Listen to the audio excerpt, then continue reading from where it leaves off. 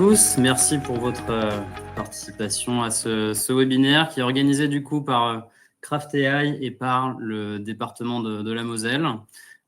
Pour faire un rapide présentation du sujet, on a travaillé avec le département de la Moselle sur le déploiement d'outils d'IA au sein de leur collectivité. L'idée, c'est de vous présenter ce retour d'expérience avec voilà, les enjeux, comment le projet s'est passé, qu'est-ce qui a été mis à disposition des agents du département de la Moselle et quelles sont les prochaines étapes de cette transformation au long cours.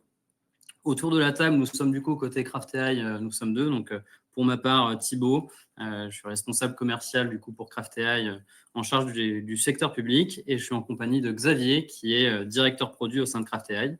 Et pour le département de la Moselle, donc on va dire en duplex depuis la belle ville de Metz, on a donc Guillaume Evin qui est le DSI du département de la Moselle et Victor Dodonnet qui est chef de projet IA. On va tout de suite rentrer dans le vif du sujet. Donc, rapidement, pour vous présenter l'agenda de ce webinaire, le département du coup, de la Moselle présentera le contexte, les enjeux qui ont présidé au lancement de ces expérimentations et ces projets d'intelligence artificielle. On vous présentera ensuite ce qui a été développé, donc à quoi ressemble la solution, quelles sont ses fonctionnalités, quels sont les assistants et les outils qui ont été mis dans la main des agents de la collectivité. Puis l'idée sera de se concentrer sur comment fonctionne un projet comme celui-ci, comment est-ce qu'on arrive à gérer la conduite du changement pour des outils d'intelligence artificielle. Ce n'est pas une mince affaire. Et donc là, voilà, le département de la Moselle rentrera dans le dur du retour d'expérience. Et on terminera par des éléments de feuille de route. Quelle est la suite qui va être donnée à ces projets. Et on finira avec une quinzaine de minutes de sessions questions-réponses. Donc, n'hésitez pas à poser vos questions dans le chat tout au long de ce webinaire et on les prendra au fur et à mesure à la fin de la session pour que vous puissiez avoir les réponses qui vous importent. Et bien sûr, on pourra continuer ces échanges par mail ou par téléphone plus tard si vous le souhaitez. Sans transition, avec une petite transition, je vais du coup passer la parole à Guillaume Evin pour que tu puisses nous présenter, Guillaume, quel était l'objectif de ce projet pour le département, comment est-ce que vous l'avez lancé, quels étaient les grands principes que vous souhaitiez mettre en place pour ce projet d'intelligence artificielle. Donc voilà, la parole est à toi. Très bien, merci Thibaut. Bonjour à tous et bienvenue également. Alors oui, il y a effectivement, donc en début d'année dernière, on s'est intéressé plus précisément effectivement à la manière d'intégrer l'intelligence artificielle dans notre collectivité. Alors l'IA est un vaste sujet, hein. On est tous, on va dire, confrontés au quotidien sur des IA, mais dans un cadre personnel, et on sait très bien que le cadre personnel, c'est pas ce qu'on doit retrouver en entreprise. Donc pour ça, on a dû trouver des solutions pour amener une première forme d'intelligence artificielle qui ne soit pas trop compliquée à appréhender pour nos métiers et qui nous permet à nous de voir aussi comment on peut trouver une démarche d'accompagnement au changement avec nos agents. L'idée, c'est vraiment d'embarquer les agents. L'IA ne peut pas être un sujet pur d'une DSI. Pour ça, on a décidé de faire une expérimentation. L'expérimentation nous a permis déjà de mieux comprendre quelle est la définition de l'IA et des valeurs qu'on veut lui transmettre pour le département, de former aussi donc des agents à utiliser l'IA pour que demain, on ait bien des agents qui arrivent à définir ce que c'est qu'une IA au sens professionnel. Pour ça, on a monté donc une démarche d'expérimentation sans savoir, on va dire, précisément si ça allait atteindre, s'il allait être un succès ou un échec. Hein. Ça aurait pu être un échec cuisant, hein, ça aurait pu être rejeté. Donc, une expérimentation qui a duré 3 mois autour de 2 outils. Un premier outil qui est le plus simple pour appréhender l'IA, c'est l'outil de Craft AI. C'est une IA généraliste, un peu comme ChatGPT, comme Mistral. On a amené les agents à utiliser une plateforme comme ça et à nous faire des retours, savoir s'ils gagnaient du temps, s'ils n'en gagnaient pas, quelle aide ça a dans leur quotidien. Pour ça, on a monté un réseau de plus de 70 collaborateurs venant de tous les métiers. Alors, c'est des collaborateurs qui ont été tirés au sort dans toutes les branches du département, indépendamment de la fonction et du grade, parce que pour nous, c'est important aussi d'avoir des managers comme des simples agents. Sur cette expérimentation, on voulait quelque chose qui soit, on est sur une nouvelle thématique, quelque chose qui est innovant, donc on doit avoir des approches aussi très innovantes. Donc on a décidé pendant l'expérimentation de tenir une permanence toutes les semaines avec un chef de projet, Victor, qui prendra la parole après moi, pour prendre des retours à chaud et aussi d'accompagnement. Pourquoi? Parce que Craft nous livrait une solution. Comme dans toute solution qu'on livre, il y a des coups de tournevis à donner. On n'avait que 3 mois d'expérimentation, donc il a fallu être très réactif pour les coups de tournevis. Pendant toute l'expérimentation, sur ces 3 mois, on a fait à 15 jours, 30, 45 jours et 90 jours des questionnaires aux agents qu'ils ont dû remplir, qui nous a permis de tirer un enseignement. Ça s'est conclu par un rétexte, on le verra dans le planning, devant tous les agents expérimentateurs. Tu peux changer de slide, merci. Alors, le premier challenge en fait qu'on a eu, nous, en tant que département, c'était de se dire, nous, ce qu'on veut, c'est une IA éthique en soi. On avait donc, dans l'IA éthique, rentre bien sûr, bien au-delà, l'IA qui est green. Notre petit jeu de mots actuellement, c'est de l'IA pour tous, mais pas de l'IA partout. Nous, en tant que service public, on a posé quand même quelques règles, quelque chose qu'on voulait voir dans chacune des solutions IA qu'on a commencé à mettre et qu'on mettra demain. Donc déjà, c'est le respect des droits humains. On est dans une collectivité publique, on gère le social, on doit éviter toute forme d'atteinte à la vie privée, à la dignité, à la liberté individuelle. Aujourd'hui, ça va très vite. Vous connaissez aussi bien que moi les outils technologiques, les données ont vite fait partir dans la nature. Ça, il n'y a que les DSI, les RSSI et les chefs de projet qui peuvent s'assurer, en lien avec les métiers, que les données de nos usagers restent dans tous les cas préservées. On voulait aussi donc une IA. Alors, le problème avec les moteurs d'intelligence artificielle, on les connaît tous, c'est les biais et ça peut, à un moment donné, être problématique. Donc, nous, on voulait quelque chose qui permette de prévenir des discriminations et garantir la représentativité des données. Pour ça, on voulait une IA qui reste équitable et donc non discriminatoire. Mettre de l'IA peut avoir, c'est assez troublant. Ceux qui sont un peu de ma génération, nous, on était de la génération un peu Skype, MSN, donc discuter effectivement sur PC avec quelqu'un d'autre, c'est quelque chose qu'on a beaucoup pratiqué. Utiliser l'outil informatique comme Google, il n'y a pas de réaction. Il y a Google, il y a 10 ans en arrière, il n'y a pas de réaction, on va dire, à part des résultats de recherche. Là, sur l'IA, le premier sentiment qui peut ressortir, c'est qu'on a l'impression que c'est vraiment quelqu'un qui nous répond en face. Donc, un des défis pour nous, c'était de bien intégrer dans la tête de chacun de nos agents que peu importe ce qu'on fera avec l'IA, on en restera toujours responsable. On a dû leur apprendre, vous avez tous fait le test avec différents moteurs, où l'IA, des fois, sur un ton très directif, peut vous soutenir une énormité, une absurdité complètement fausse. Donc ça, c'est quelque chose qui a été aussi un très gros travail produit tout au long de l'expérimentation pour faire comprendre à nos agents testeurs, attention, il faut quand même vérifier tout ce que les moteurs d'IA peuvent nous ressortir.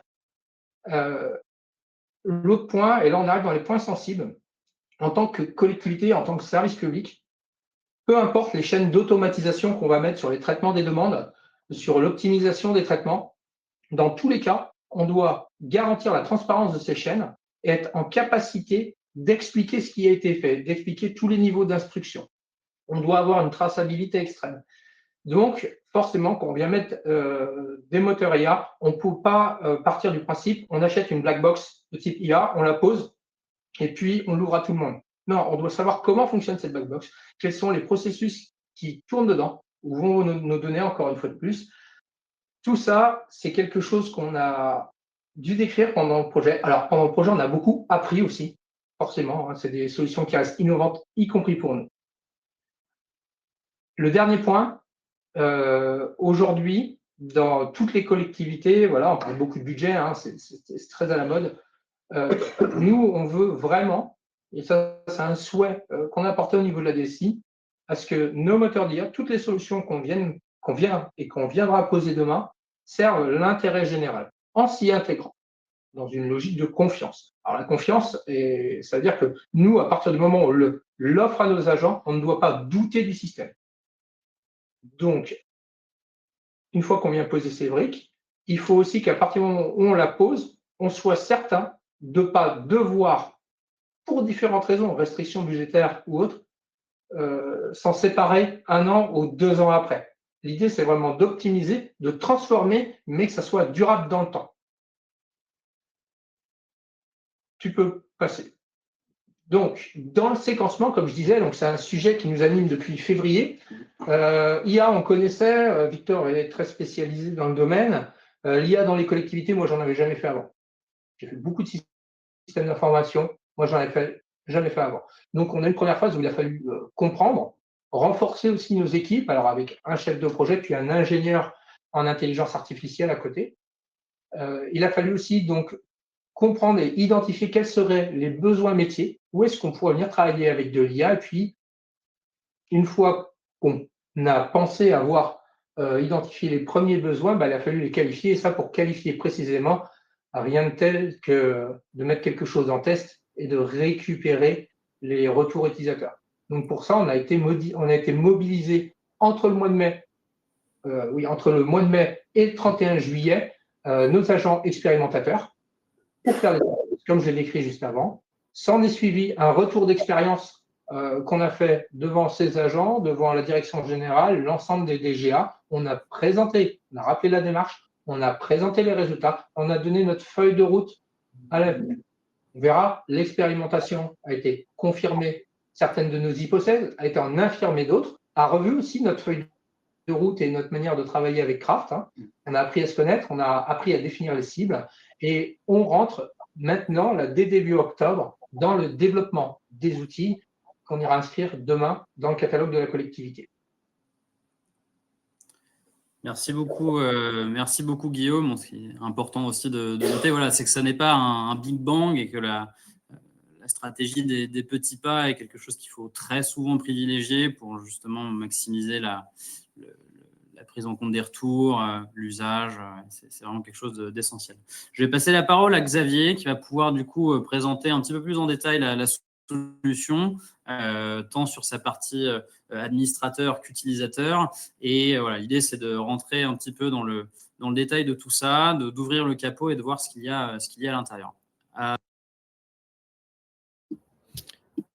Ton micro ou pas ? Ouais, ok. Bonjour à tous. Donc effectivement, une partie qui va nous permettre de nous focaliser sur Craft AI. On est une entreprise française qui a développé une plateforme qui permet de développer, mettre en production des applications d'intelligence artificielle dans un cadre de confiance. Donc avec le département de la Moselle, on a co-développé 12 assistants qui visent à améliorer la productivité des agents territoriaux et à leur faire gagner un temps précieux sur tout un tas de tâches du quotidien, de la synthèse de documents, de l'assistance rédactionnelle, de la correction orthographique.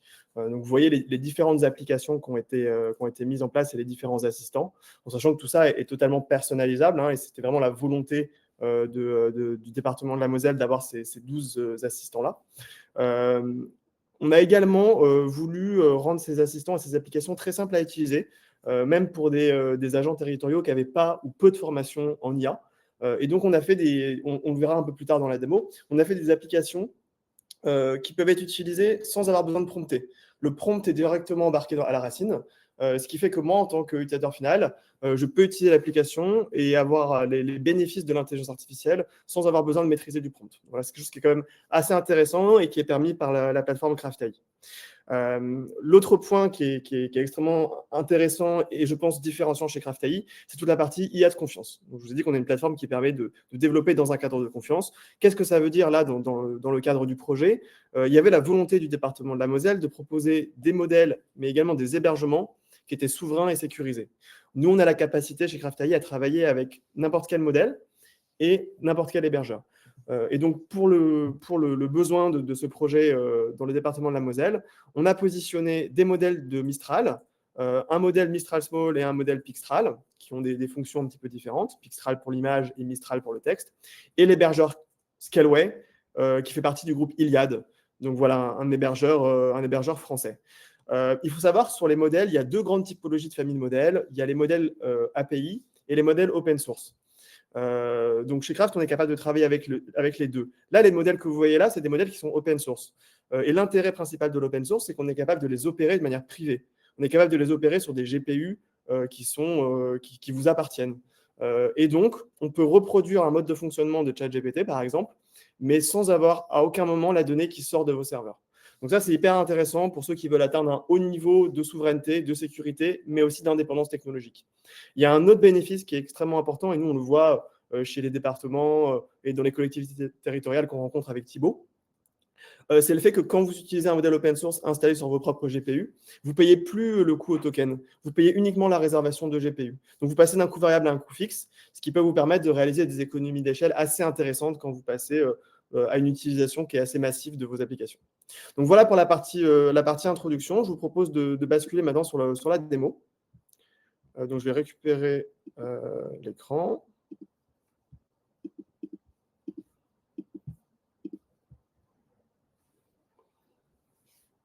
C'est bon ? OK. Donc, on est parti sur la démo. Donc, déjà, il y a deux parties dans cette démo. Il y a l'interface utilisateur final, donc l'interface qui est utilisée par les agents territoriaux. Et ensuite, il y a la partie administration. Voilà. Donc, on va voir les deux parties de cette techno.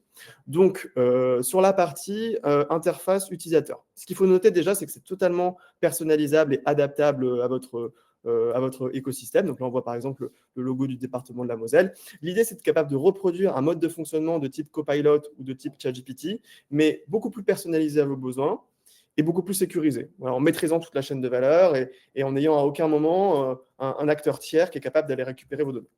On peut retrouver ici la liste de tous les assistants qu'on a développés avec la Moselle. On pourrait très bien en avoir plus, on pourrait très bien en avoir moins. Donc, c'est assez simple à utiliser. Il y a un nom qui est assez explicite et qui permet de comprendre à quoi sert l'assistant. Et donc, je vous disais qu'on n'a pas besoin de prompter. Comment ça fonctionne ?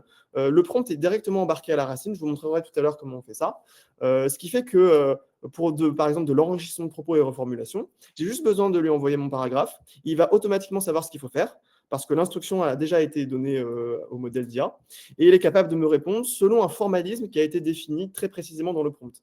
Par exemple, pour de la correction orthographique, j'envoie mon paragraphe, il me le corrige, et il m'explique bien quels mots ont été corrigés. Ça, c'est une volonté vraiment du département de la Moselle de restituer l'information sous ce format-là. C'est totalement adaptable et personnalisable. Et donc, on voit que c'est assez simple à utiliser, même pour quelqu'un qui n'aurait pas de formation en IA ou en prompting.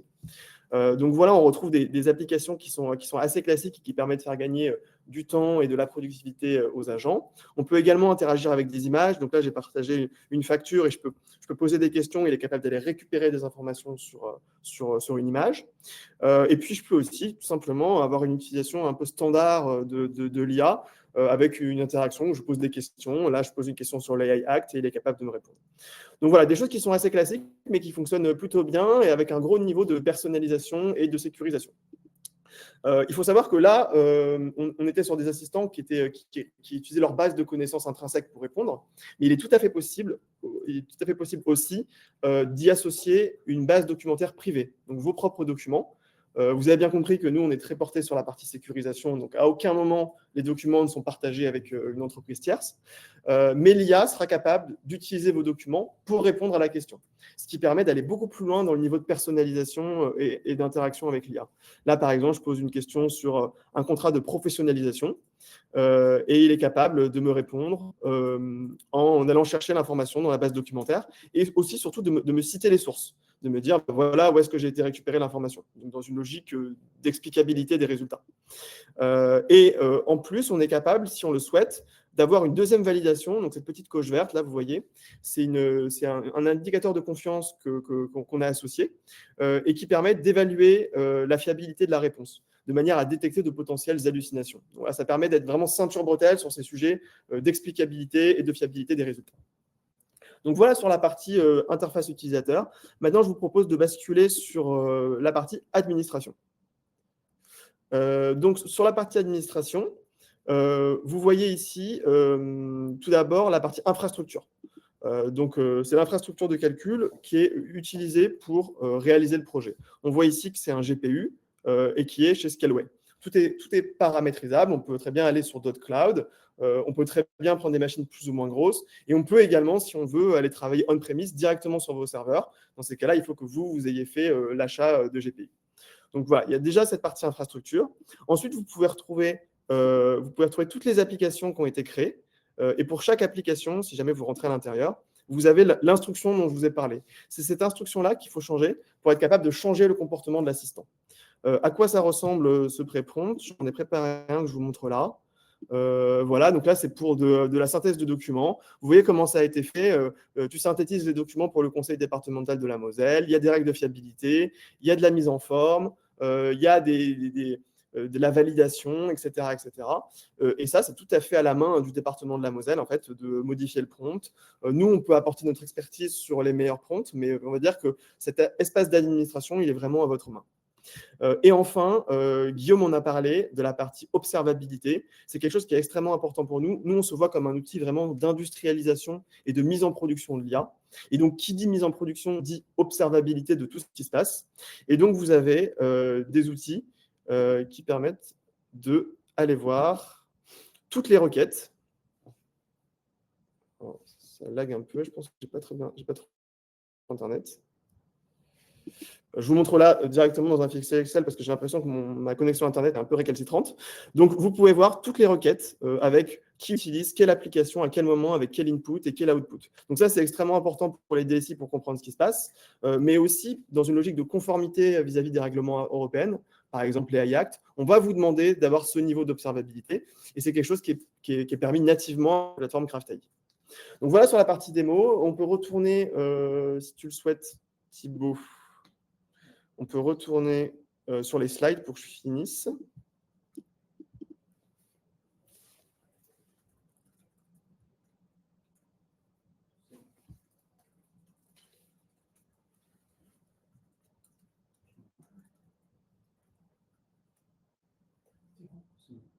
Non, je ne vois pas. OK.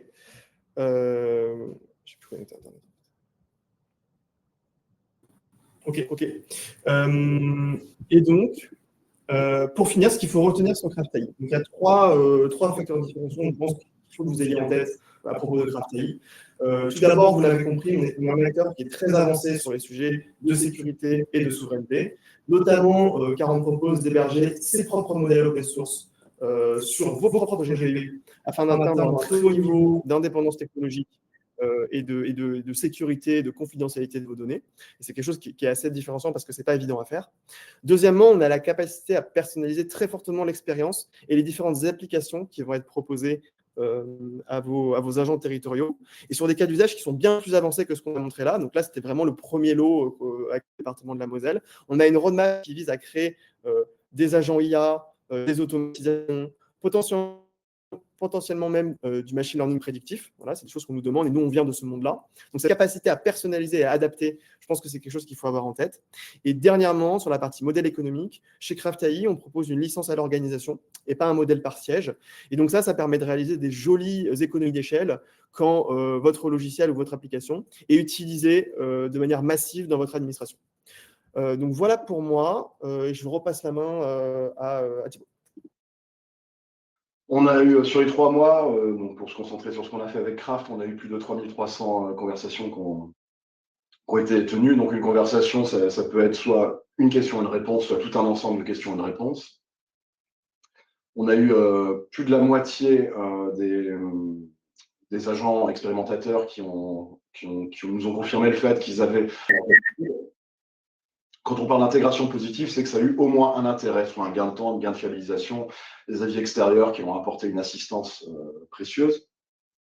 La plupart, c'est-à-dire plus des 3/4 des utilisateurs ont trouvé que l'utilisation de l'outil était très simple, même si, comme on peut le voir, à certains moments, là, c'est une simplicité qui peut dissimuler une certaine complexité à l'arrière, d'où l'intérêt d'avoir conçu les pré-prompts qui permettent de pré-mâcher en fait, le texte à envoyer à l'IA pour lui poser une question dans un cas d'usage précis, comme vous a montré Xavier tout à l'heure. Au niveau de la disponibilité et de la performance, ça a été variable. Il y a eu des moments où c'était très, très performant et disponible. Après, c'est l'aléa des API. Avec Mistral, on a eu certaines journées où c'était plus compliqué que d'autres. Et l'utilisation n'était pas constante, elle non plus. Donc, on avait des moments où la charge était très bonne, à d'autres moments où c'était un petit peu plus compliqué. Mais globalement, ça s'est bien passé. Au niveau du gain de temps et de la perte, étant donné qu'on a tablé ça sur un panel d'activités très large, on a eu des personnes qui ont vraiment eu un gain de temps significatif. D'autres, pas forcément, qui se sont rendus compte des limites d'une IA généraliste, même en travaillant bien leur prompt et le contexte, en leur fournissant les documents. Il y a dans certains cas où on s'est rendu compte qu'il fallait qu'on aille vers des modèles plus spécialisés aussi pour des cas spécifiques. Au travers de l'espace collaboratif, il y a eu pas mal d'échanges, beaucoup de questions. Il y a eu une belle acculturation de nos agents. On a répondu à pas mal on a démystifié pas mal de points. On les a rassurés sur d'autres aspects. L'adoption a été globalement positive et plus des 2/3 des personnes vérifiaient systématiquement les résultats, ce qui est une très bonne chose. Car comme l'a rappelé Guillaume tout à l'heure, on leur a toujours expliqué que ce n'était qu'un outil, un assistant avec lequel on conversait et que le contrôle est toujours entre les mains de l'agent, du début, enfin de l'entrée à la sortie du travail. On a eu une petite partie des personnes qui n'avaient aucune confiance dans le sens où ils étaient extrêmement critiques, ce qui est là aussi, je prends pour un bon signe. C'est toujours bien d'aller vérifier. C'est le danger avec les moteurs généralistes, et ça on peut le voir dans le privé comme dans le professionnel, c'est quand on ne connaît pas le sujet sur lequel on lui pose une question, c'est toujours un petit peu risqué de ne pas aller vérifier les choses.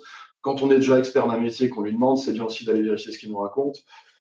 Et on a eu une immense majorité des personnes qui étaient favorables à un déploiement plus large, avec des conditions, les conditions étant souvent le déploiement de solutions plus spécifiques pour leur cas d'usage qui est appelé à des déploiements d'outils un peu plus contextualisés sur leurs besoins. Tu peux passer le slide suivant. Parfait. Alors, au niveau de Craft, donc, là, je vais être synthétique, on ne va pas rentrer sur tous les cas, mais pour tout ce qui est traduction, extrêmement efficace, transcrire, parser des formats de code, ça s'est révélé efficace pour pas mal d'agents. Tout ce qui est idéation, proposer des nouvelles idées, synthétiser des documents, proposer des méthodes, c'est-à-dire vraiment l'utiliser comme un assistant, s'en servir comme quelqu'un qui nous pose en retour des questions qu'on ne se serait pas forcément posées. Là, on a une valeur ajoutée qui est évidente.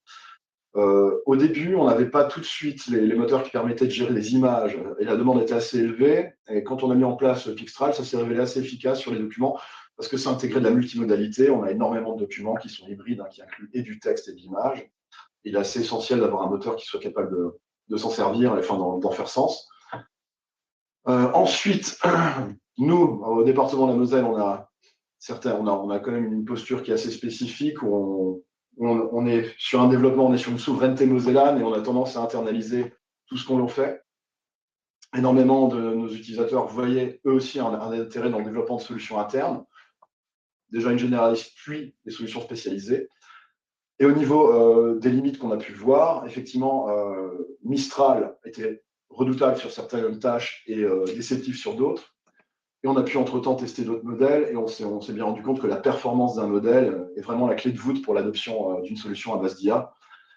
Et également le fait que, alors là c'est notre cas à nous, que quand on veut un contrôle absolument absolu des performances, on veut vraiment avoir les mains dans le cambouis et pouvoir contrôler tout de A à Z. Pour nous, c'est absolument nécessaire d'avoir tout on-premises chez nous et de maîtriser l'intégralité de l'infrastructure, ce qui correspond à ce que évoquait Guillaume tout à l'heure quand on disait que la nature de notre relation avec Craft aussi a évolué avec le temps. Je vais essayer de revenir. Tu peux passer, s'il y a encore un slide, ou je crois qu'on a fait le tour. Bon, on l'a mis sur la partie bilan, je crois. Voilà. C'est à peu près tout ce que j'avais à dire pour ça. Ça, c'était le résultat de l'expérimentation. Le bilan, tu commences ou... Je peux commencer. Comme je disais, on a vu en quel cas une IA généraliste avec un petit contexte à base de pré-prompt était très efficace pour certains cas d'usage, mais que dans d'autres, il nous fallait des solutions un peu plus expertes, avec davantage de contextualisation, peut-être du fine-tuning, ce genre de choses, qui demandaient donc qu'on ne soit plus avec une IA qui soit un peu générale, enfin qui soit bonne ou moyenne en tout, mais experte en rien, et passer à une solution qui ne sache plus tout, mais qui soit experte du métier dans lequel on la spécialise. Il y a aussi une autre chose qui est remontée, c'est que les pré-prompts qu'on a mis, on les a publiés de manière transparente sur l'espace collaboratif. Il y a pas mal d'utilisateurs qui nous ont remercié pour ça parce qu'ils ont pu apprendre aussi à mieux dialoguer avec l'IA en voyant le formalisme que l'on utilisait. Il y a une vraie demande de guides et tutoriaux qu'on est en train de mettre en place pour leur apprendre à faire de l'ingénierie de prompt. Et puis le dernier point qui est sur le slide, c'est évidemment, comme on disait, le modèle Mistral sur certains cas était un peu en deçà des standards du marché. Quand on avait des agents qui découvraient l'IA, ils étaient très contents de découvrir un assistant, ils ont trouvé ça formidable. Ceux qui en avaient déjà un peu l'usage dans le privé, qui avaient l'habitude des grands Big Four, de ChatGPT, d'Anthropic ou autres Gemini ou Copilot, ils voyaient aussi des fois des gaps sur certains niveaux de qualité de réponse. Et ils nous ont dit, ça serait bien de pouvoir aussi utiliser d'autres modèles dans des cas où ça s'avère nécessaire. Ça a été le grand sujet en fait chez nous. C'est que d'un côté, il y a les IA qu'on peut retrouver dans le monde privé qui évoluent tous les jours très rapidement avec des fonctionnalités toujours plus dingues. Et nous, aller annoncer aussi à nos utilisateurs que les modèles qu'on va venir soit généralistes ou alors des modèles métiers très précis qu'on va venir câbler sur du NI10 ou autre, à un moment donné, seront moins performants que ce qu'on peut observer dans la vie privée. Pourquoi? Parce que nous, on s'astreint à respecter certaines règles de transparence, de sécurité, de traçabilité. Donc, la suite qu'on a donnée quand même à cette expérimentation, comme Thibaut, tu peux... voilà. La suite, en fait, il y a eu une suite après le rétex, si on reprend le planning que je vous ai présenté au début. Alors déjà, en fait, nous, comme l'a dit Victor, on a une volonté d'opérer. Et d'ailleurs, aujourd'hui, on opère tous nos systèmes d'information nous-mêmes. Dans l'expérimentation, parce qu'on voulait déjà découvrir ce que c'était qu'une IA généraliste, déjà, qu'est-ce qu'on peut offrir à tous les agents? On s'est appuyé effectivement sur Craft. On a proposé aux agents, on voulait voir si c'était utile avant d'investir.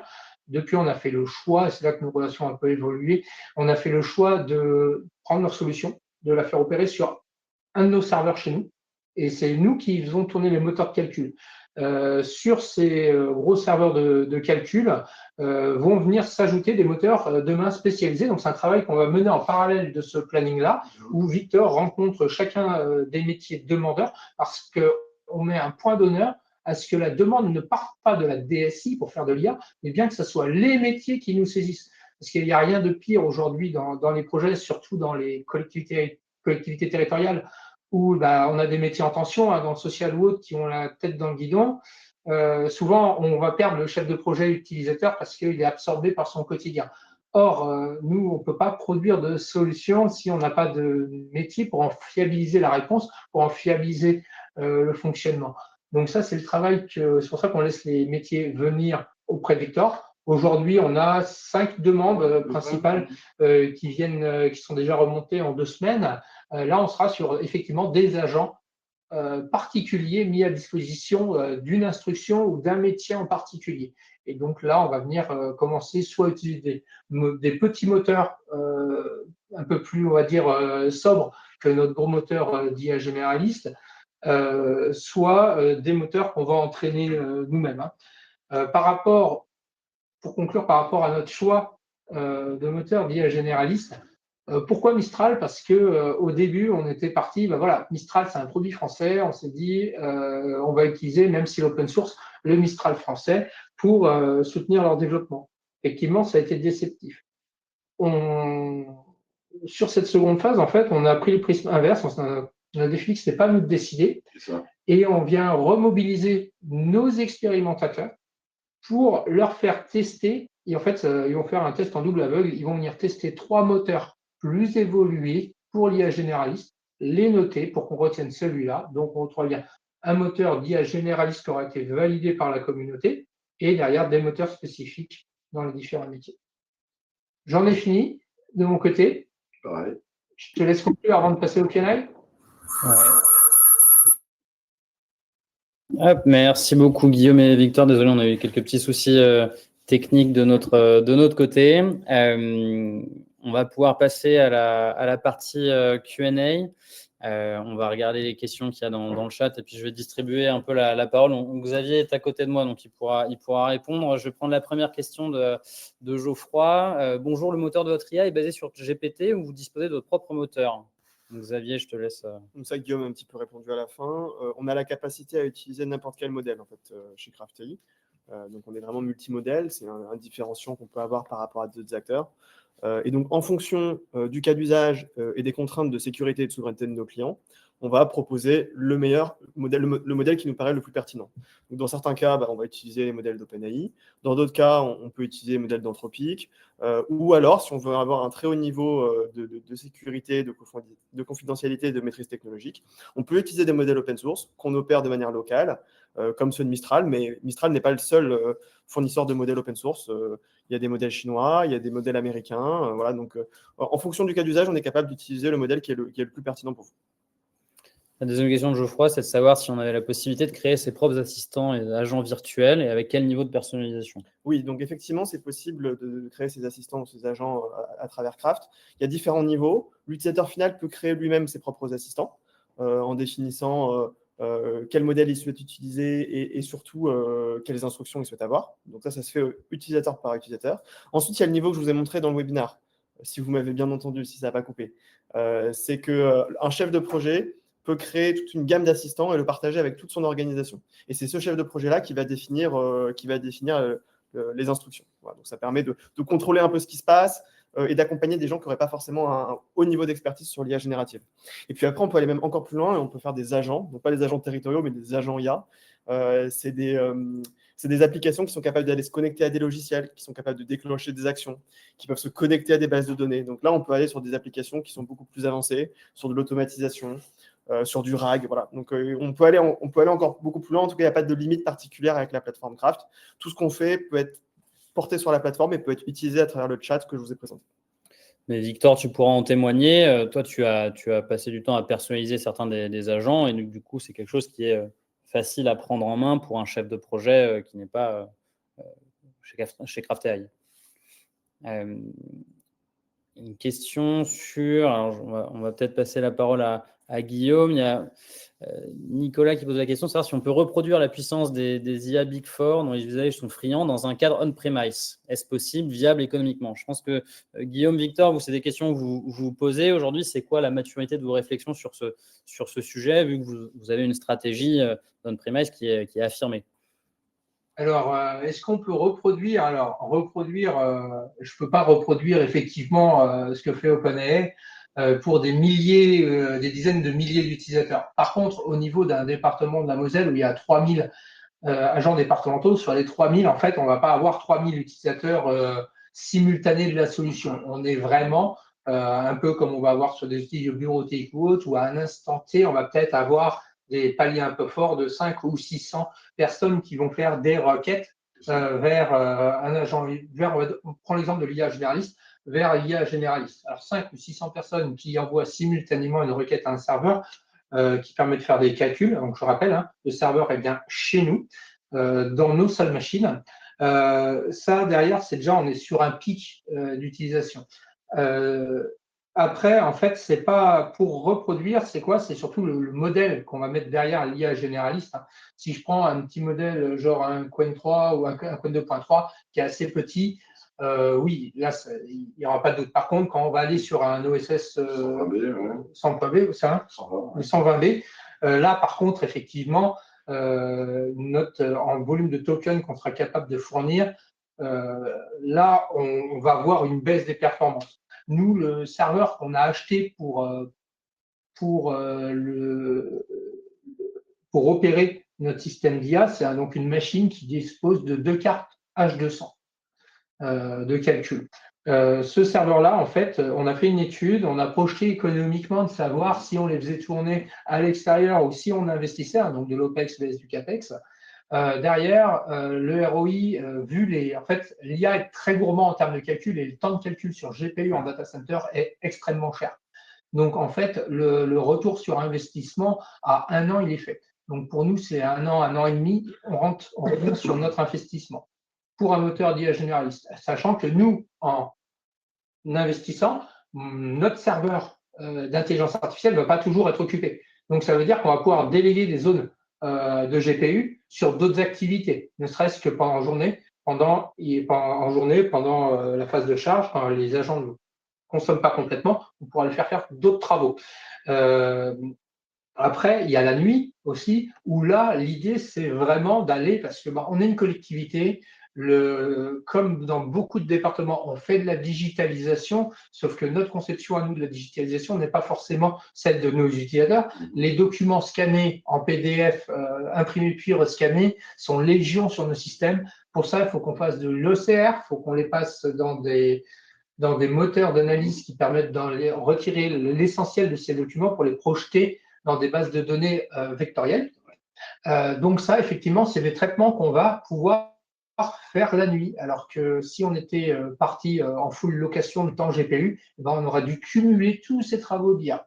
Par contre, pour pouvoir arriver dans cette optimisation de nos puissances de calcul, il y a l'infrastructure qui va derrière. On travaille sur Kubernetes au département énormément et c'est ce qui vient nous permettre de pouvoir gérer la demande et la réponse à la demande en fait. Donc aujourd'hui, nos premiers essais qu'on a fait sur l'expérimentation, en phase d'expérimentation, on en a fait tourner des solutions de type CraftAI on-premises sur des stations de calcul avec des cartes graphiques du commerce, des 5090 et qui tiennent déjà une belle charge. Donc avec les H200, on n'est pas inquiet. Merci beaucoup, Guillaume. Je prends la suite des questions. Une question de Anne et également qui rejoint celle de Laurent sur la dimension coût d'un projet de ce type. Aujourd'hui, le modèle de Craft, de ce point de vue-là, c'est de faire payer une licence pour l'organisation, donc pas une licence pour utilisateur, ce qui a quand même de nombreux avantages dès lors que le nombre d'utilisateurs augmente. Ce qui va être croissant, on va dire, en fonction du nombre d'utilisateurs, ça va être les coûts d'hébergement, les coûts de modèle, qui, eux, pour le coup, sont refacturés au réel sans prise de marge de la part de CraftAI. Donc, il y a une licence. Et puis après, en fonction, ça c'est quelque chose qu'on avait fixé en amont avec le département de la Moselle, c'est quand il y a des développements spécifiques à faire, d'avoir une enveloppe budgétaire dans laquelle qu'on peut utiliser pour différents items de personnalisation. Donc, mais c'est une licence organisation et des coûts de développement ad hoc qui sont chiffrés au fur et à mesure. Et du coup, pour rejoindre, si tu veux, Guillaume, donner les détails des coûts éventuellement, à toi de... Mais là, je te rejoins. Non, je ne divulgue pas de coûts. C'est le secret des négociations qu'on a eues. Par contre, vous êtes à l'UCAP. C'est une information, je pense, très importante pour mes collègues des institutions publiques. Nous, par contre, la solution qui est opérée par Craft, parce qu'en fait, la vraie valeur de votre solution, c'est effectivement votre plateforme. La plateforme, elle s'installe très bien sur nos serveurs, nos VM en interne, et ils viennent se connecter sur les moteurs de calcul qu'on opère nous aussi. Donc, c'est-à-dire que leur solution, ils sont capables d'arriver en full catalogue. Soit ils opèrent tout pour le client, soit ils viennent s'installer chez vous. C'est à peu près qu'on avait évalué, Xavier. C'est ça. Et, de toute façon, si vous voulez plus de détails, on peut en rediscuter, mais il faut savoir aussi qu'on est référencé auprès de l'UCAP, donc au niveau de la commande, c'est facile et sans couture. On pourra évidemment vous transmettre les supports de présentation à l'issue du webinaire. Question d'Anne Moisan. Quels outils bureautiques utilisez-vous? Avez-vous un agent qui permet de s'assurer que la forme de note ou de présentation réponde à N référentiels? Alors, Guillaume et Victor, peut-être que vous pouvez répondre sur la connexion à vos outils bureautiques. Ça, aujourd'hui, en fait, on était vraiment dans une approche sur l'IA généraliste. Maintenant, l'outillage, demain, dans l'outillage qu'on va faire, effectivement, on a fait des tests où c'est Jamal qui avait travaillé là-dessus en se connectant sur des données à nous qu'il a projetées en base, connecté à un moteur d'IA, on va dire, qui s'est formulé, généraliste mais petit, réussir à faire une note et à produire le document au format du département, parce qu'on a des formats chartés pour les notes. Donc, c'est toute une chaîne. On a utilisé que des produits open source pour faire cette chaîne-là. Ça, c'est quelque chose qu'on a réussi à faire. Par contre, demain, quand on utilisera, on va dire le nom NI10, par exemple, Victor m'en parle régulièrement. On peut répondre, on peut créer, on peut lier plusieurs modèles. C'est ce que Thibaut nous disait tout à l'heure. On peut lier plein de modèles. Par contre, il faut toujours un agent d'IA, un modèle derrière qui vient s'assurer de la cohérence et de la consolidation, de la vérification de la réponse qui est fournie en bout de bande. Ça, c'est des travaux qu'on est en train de mener. Donc, pour pouvoir amener de l'intelligence artificielle dans nos outils bureautiques en cœur, il faut déjà qu'on ait créé ce back-end. C'est ça, et on ne l'a pas encore. Mais on aura un LLM qui servira de juge de fiabilité, de conformité des résultats produits par les autres, avant de le transmettre en bout de chaîne à l'outil bureautique qui recevra le document. Merci beaucoup, Guillaume et Victor. On va prendre la question d'Aurore, une question qu'on nous pose assez fréquemment sur la capacité à aller se connecter à des bases de données internes. La deuxième question, on y a déjà répondu. Effectivement, les administrateurs peuvent créer eux-mêmes les pré-prompts, mais les utilisateurs ont aussi la possibilité d'en ajouter, d'en personnaliser certains de leur côté dès lors qu'on les a fait monter en compétences en la matière, mais c'est assez simple à faire. Xavier, tu veux peut-être prendre la première question du coup? Oui, donc est-ce que l'on doit systématiquement intégrer un doc en pièce jointe ou est-ce que le modèle est capable d'aller chercher dans les documents auxquels on a accès, comme par exemple ce qu'on est capable de faire sur Copilot? Donc oui, ça c'est tout à fait possible. Je vous ai montré dans la deuxième partie de la démo la partie RAG. Donc le RAG, c'est quand on vient associer une base documentaire à un modèle, de façon à ce que le modèle utilise les informations de cette base documentaire pour répondre à l'utilisateur. Donc ça, c'est tout à fait faisable, c'est comme ça que c'est pensé, et on peut venir nous s'interconnecter à toutes vos bases de données et sans qu'il y ait besoin d'aller partager à chaque fois dans la requête tel ou tel document. Et en plus de ça, ce qui est bien dans le RAG, c'est que l'application cite ses sources. Et donc, on est capable, en tant qu'utilisateur final, d'avoir une lecture critique et de l'explicabilité sur pourquoi il m'a répondu ça, à quel moment dans le raisonnement on est arrivé à tel résultat. Et donc, si j'ai bien compris, deuxième question, si j'ai bien compris, en admin, on a la vue sur tous les prompts de chaque agent de la collectivité. Si c'est bien le cas, l'admin a aussi accès aux docs transmis et aux réponses. Donc, là, effectivement, tout ce qui est opéré, passe dans la plateforme. Et donc, la plateforme, c'est un outil qui permet à la fois de gérer l'infrastructure, mais de gérer aussi toute l'observabilité et le monitoring. Vous avez de l'observabilité sur vos infrastructures, où est-ce qu'on est ma VRAM, où est-ce qu'on est ma RAM, mon GPU. Vous avez de l'analytics aussi, je ne l'ai pas montré, mais il y a de l'analytics qui utilise à quel moment, combien de requêtes j'ai eu. Et vous avez également tous les logs détaillés, requête par requête, qui a utilisé, quelle application, avec quel input, quel output, et quel document a été transmis. Donc voilà, c'est vraiment un outil de production. Et ça vous est demandé par la AI Act.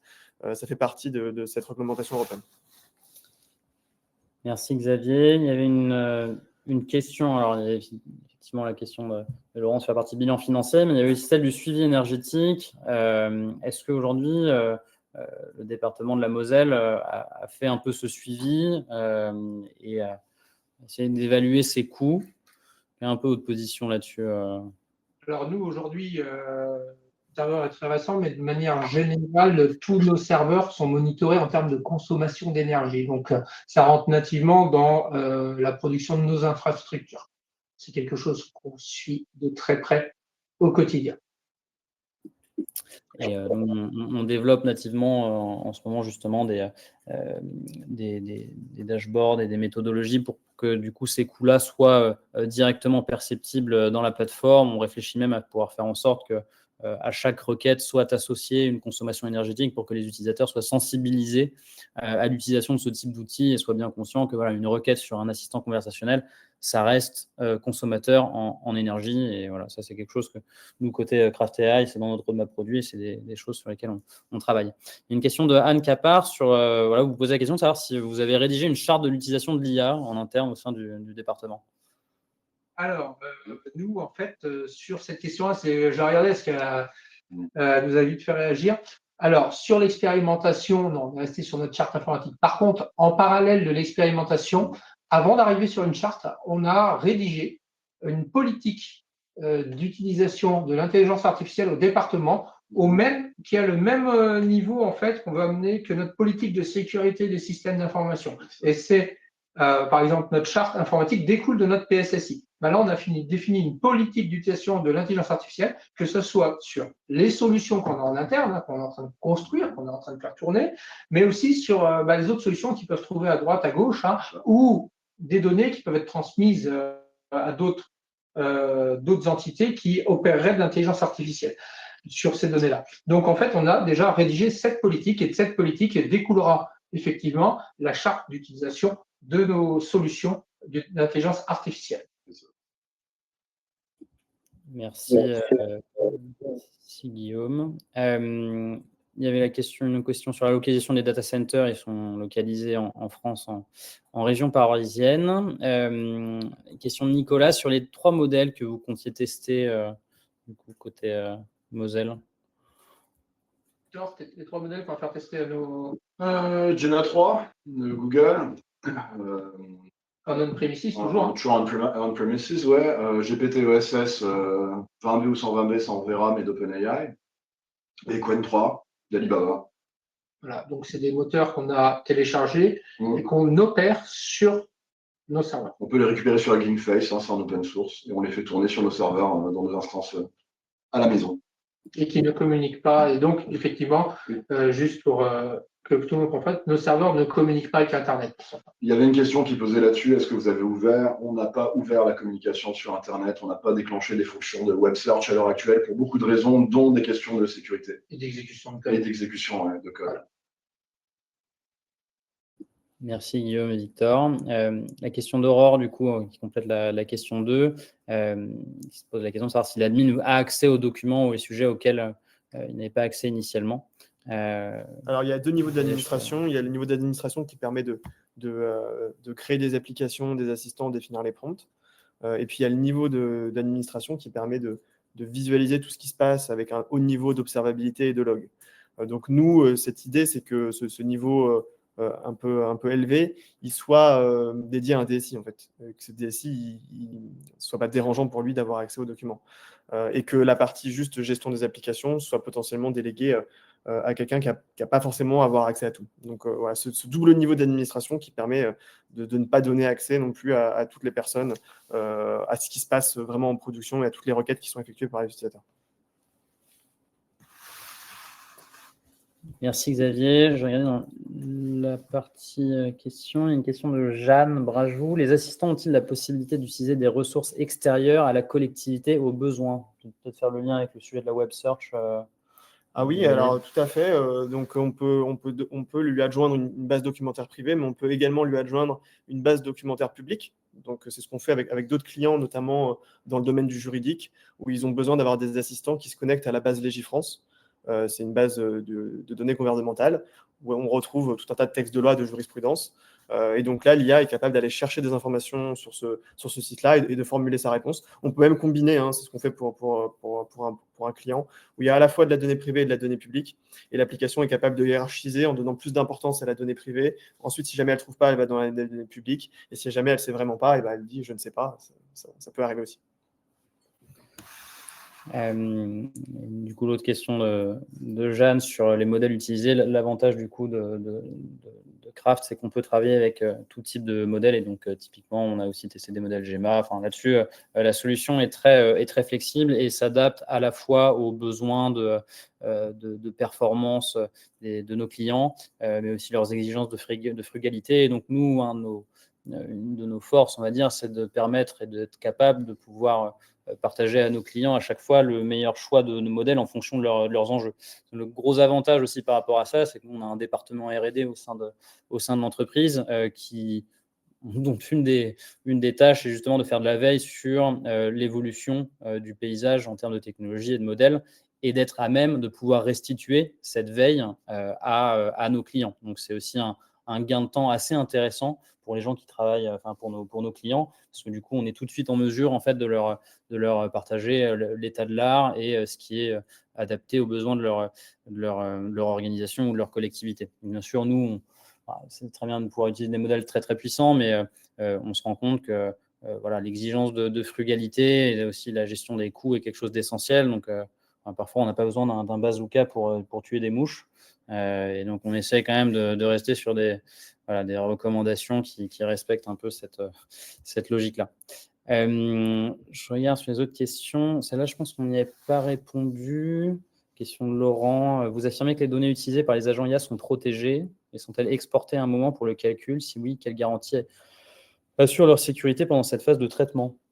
Donc, la donnée, elle n'est pas exportée. Tout est opéré dans le cloud que vous avez choisi. Donc, si vous choisissez Scalway, tout est opéré chez Scalway et dans votre compte cloud chez Scalway. Et donc, les garanties de sécurité, c'est les garanties que propose ce cloud provider, en sachant qu'on peut travailler avec n'importe quel cloud provider. Notamment, on a, nous, dans notre réseau de partenaires, des cloud providers qui sont certifiés Secnum Cloud. C'est une certification de l'ANSI qui permet de garantir un très haut niveau de souveraineté, de sécurité, de confidentialité, de maîtrise technologique également. Donc voilà, on peut aller très loin dans le cloud. Et puis, si jamais on n'est pas satisfait par le cloud, on peut aussi faire comme le département de la Moselle et traiter ça de manière on-premise. Et en tout cas, peu importe qu'on soit dans le cloud ou on-premise, on a la capacité à gérer des systèmes qui, à aucun moment, n'envoient de la donnée à l'extérieur de votre organisation. Merci Xavier. Je pense qu'on a fait le tour des questions. Anne, j'ai bien vu votre message, donc je vous enverrai un petit mail dans la foulée. Là, j'ai mis mes informations de contact, mais on pourra prévoir une discussion quand vous le souhaitez. Et d'ailleurs, pour tous les autres, on va vous envoyer dans tous les cas un petit mail récapitulatif avec le lien vers le replay de ce webinaire, donc qui sera accessible et que vous pourrez partager en interne.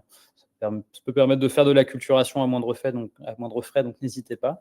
Et nous, on est évidemment disponible pour vous présenter l'outil, vous présenter ce qu'on fait avec d'autres clients. Parce qu'effectivement, avec le département de la Moselle, on a fait beaucoup de choses, mais il y a certaines fonctionnalités qu'on n'a pas forcément utilisées avec eux. L'idée, c'était vraiment d'avoir une interface qui colle au plus proche de vos besoins, Guillaume et Victor, et de ne pas forcément montrer toute la palette de ce que notre techno peut faire. Donc, je pense qu'on a fait le tour. Si vous n'avez pas d'autres questions, je pense qu'on peut en rester là. Merci beaucoup, Guillaume, Victor, pour votre participation et puis pour votre confiance. Et puis à tous les autres, merci pour votre écoute et on reste en contact. Merci à tous. Au revoir.